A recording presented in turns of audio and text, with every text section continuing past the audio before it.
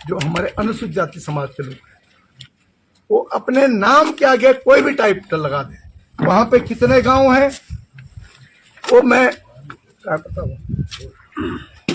वहां पे चिलताड़ है, चिलार के पास है, खकरेड़ा है, दूसरे तीसरे गांव है जहां हमारे अनुसूचित जाति समाज के लोग सब पवार लिखते हैं।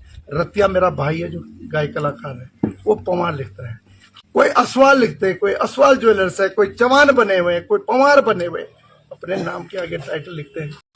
माननीय पूर्व विधायक श्री मालचंद जी को सर्वप्रथम मनमोहन सिंह पवार, राजस्व ग्राम प्रहरी, ग्राम panchayat Silwara, late JP Singh APS center owner, spice money अधिकारी, डिजिटल क्रिएटर का नमस्कार। और उम्मीद है आप बढ़िया होंगे और हम भी स्वस्थ और मस्त हैं। महोदय, मैं आपसे एक सवाल करना चाहता हूँ।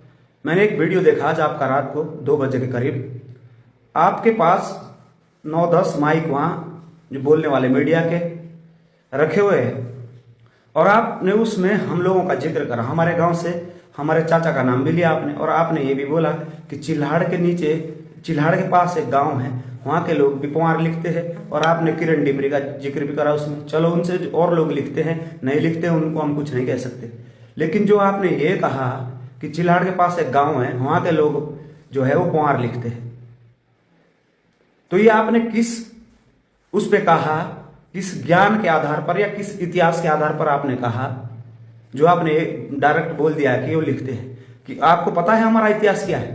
जो आपने बोला लिखते हैं का मतलब क्या है? मानिए पर हम पवार है, हम पवार है, हमारे पूर्वज पवार थे, हम पवार है, इसमें लिखने वाली कोई बात नहीं। और आप ये दिमाग से ये बात हटा दो मान्यवर कि जो आप बोलते हैं लिखते नहीं है, हम है असली पवार है।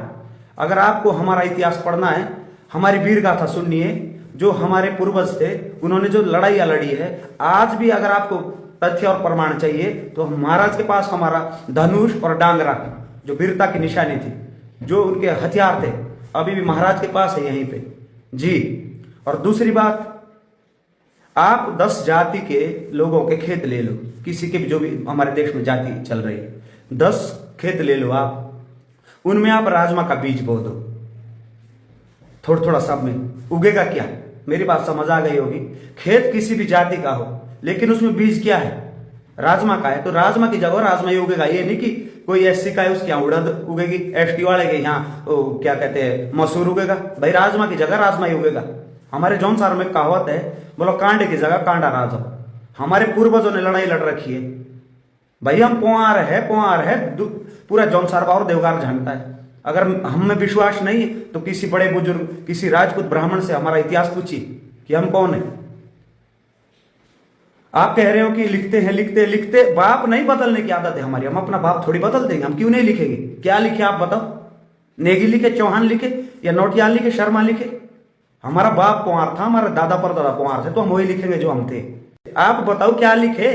लेकिन जो हम है हम वही लिखेंगे। आप मीडिया के सामने ये बोल रहे हो, आप ये भ्रम अपने दिमाग से मान्य बार हटा दे। मेरे आपसे हाथ जोड़ के रिक्वेस्ट है, जो हमारे खत के मालिक है, बाणादार खत है हमारी, वहां पूरा गांव राणा है, राजपूतों का गांव है। जब हम उनको प्रणाम करते हैं, राणा जी नमस्कार, राणा जी राम राम, तो जवाब में वो बोलते हैं अरे नमस्कार पवार जी।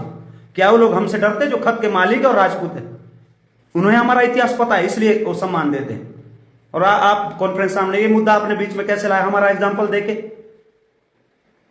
चिलाड़ के पास एक गांव, वहां के लोग पवार लिखते हैं, पवार है, हम असली पवार है। अगर हम में यकीन नहीं, और जगह के जहां आपको दिखते हैं कि टोटली जहां पवार के, अब बीच बीच में तो कोई फ्रॉड बन गया होगा, उसकी हम गारंटी नहीं दे सकते, लेकिन जहां आपको ये लगता कि ये पवारों का गांव है, यहाँ 100% राजपूत रहते हैं, आप उनसे पूछिए कि जो सिलवाड़ा गांव है, जो वहां लोग रहते हैं, वो कौन है? मैंने राजमा वाला एग्जाम्पल आपको दिया था, माना खेत था, जो मैंने आप एग्जाम्पल से समझ गए होंगे, लेकिन बीज उसमें जो बोया जाएगा फसल भी वही होगी।